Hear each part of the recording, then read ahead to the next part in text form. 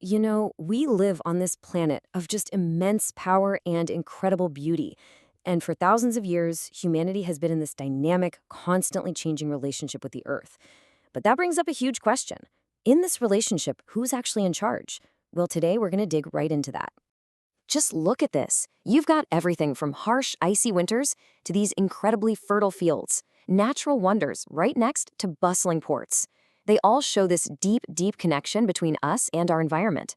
So, are we just a product of our surroundings, or have we actually become its masters? Okay, so to really get to the heart of that question, we need to dive into the super fascinating field of human geography. It's the field that studies this exact relationship. At its core, human geography is all about looking at how the physical world, things like climate, mountains, rivers, shapes us. And then how we, in turn, shape the world by building our cities, our farms, and our entire societies. It's totally a two-way street, and geographers have had some very different ideas about which way most of the traffic is flowing. Let's kick things off with one of the earliest perspectives, a time when it really felt like nature was firmly in the driver's seat. This idea, it's called environmental determinism. So the main idea here is pretty straightforward. When your technology is basic, the environment is everything. It tells you what you can eat, where you can live, and pretty much how you're going to survive. In this view, humans aren't the masters of the universe. They're just another part of it trying to adapt to nature's powerful forces. Now, this way of thinking was super influential, but it was also sometimes used to draw some, let's say, overly simple conclusions about different societies. I just love this quote from geographer Ellen C. Simple. It perfectly captures this whole idea. You've got the unresting man, always pushing, always moving, and the unstable Earth, with its crazy climates and powerful storms. And in this view, the Earth's instability is, without a doubt, the dominant force. To make this feel real, let's meet Benda. He lives deep in the forests of central India. His life is completely and totally intertwined with his environment. He clears little patches of forest to grow food using the ash as fertilizer. He knows exactly which plants to gather for medicine or for trade, and when he drinks from a stream, he thanks the spirit of the forest.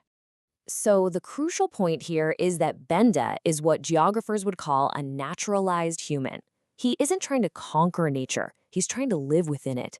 He fears its anger, like a sudden storm or a long drought, and he worships it as Mother Nature, the one who provides everything.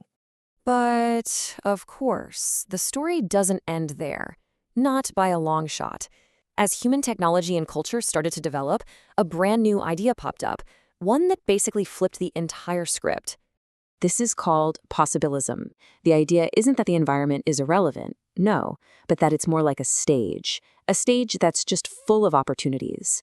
And with the right tools, with technology, humans can choose from a whole range of possibilities and really start to shape their own destiny. Okay, so now let's meet Kari. She lives in Trondheim, Norway, where the winters are fierce, dark, and long. But does she live like Benda? No way. She drives a car with special snow tires. She works in an office that's perfectly climate-controlled under a giant glass dome. And get this, she eats bananas flown in from the tropics. It's technology that makes her life possible, not the local weather. Kari's world is a perfect example of what's called the humanization of nature. Instead of humans adapting to the environment has been adapted to suit humans.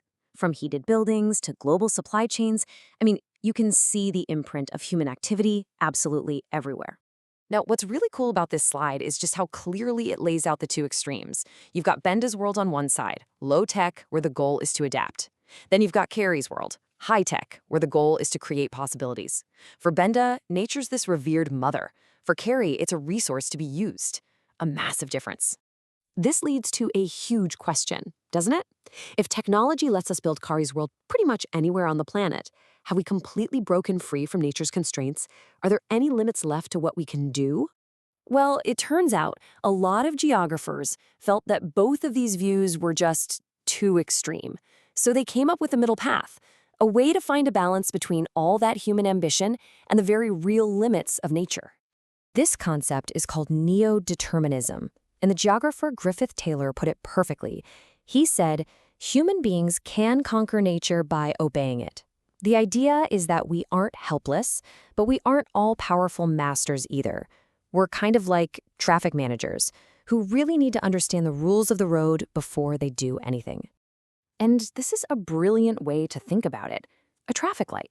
Nature gives us red lights, absolute limits we just can't ignore, like, say, the finite amount of fresh water. It gives us amber lights, a chance to pause, get set, and check if our plans are actually sustainable. And it gives us green lights, opportunities to go ahead with development that works with the environment, not against it. And we all know what happens when you just floor it and blow through the red lights. This free run of unchecked development has led to some very real, very scary consequences. A depleted ozone layer, a warming planet, melting glaciers. These are the accidents that happen when we ignore the signals. You see, this constant dance between what nature dictates, what we make possible, and trying to find that balance, well, it's at the heart of so many of our challenges today. And that's because human geography isn't just about maps anymore. It's this incredibly dynamic field that connects to pretty much every part of our lives. And as you can see here, human geography doesn't exist in a bubble. Not at all. When we study how borders and resources can cause conflict, that's political geography connecting with political science. When we're analyzing global supply chains, that's economic geography working with economics.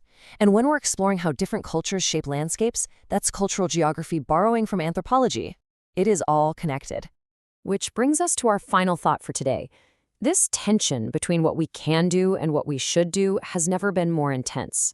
As we face these massive global challenges like climate change and develop powerful new tools like AI, tools that could either help us obey the red lights with amazing precision or tempt us to just accelerate right through them, that question posed by neo-determinism is more urgent than ever. Are we paying attention to the signals?